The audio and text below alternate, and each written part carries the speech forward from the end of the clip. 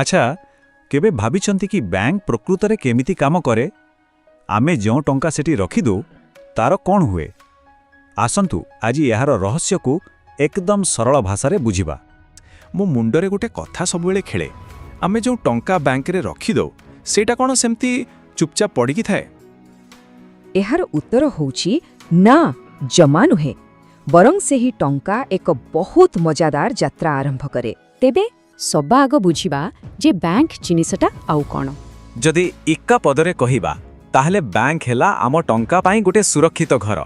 ଇଏ ହେଉଛି ଏମିତି ଗୋଟେ ଜାଗା ଯେଉଁଠି ଆମେ ନିଜ ଟଙ୍କାକୁ ସୁରକ୍ଷିତ ଭାବେ ଜମା କରିପାରିବା, ଦରକାର ବେଳେ ବାହାର କରିପାରିବା ଆଉ କାହାକୁ ପଠେଇ ବି ପାରିବା। ଭାବିନିଅ, ଠିକ୍ ଯେମିତି ଆମର ପିଲାଦିନର ପେନ୍ସିଲ ବକ୍ସ ଥିଲା। ସବୁ ପେନ୍, ପେନ୍ସିଲ, ରବରକୁ ସଜାଡ଼ି କରି ସୁରକ୍ଷିତ ରଖୁଥିଲେ ନା?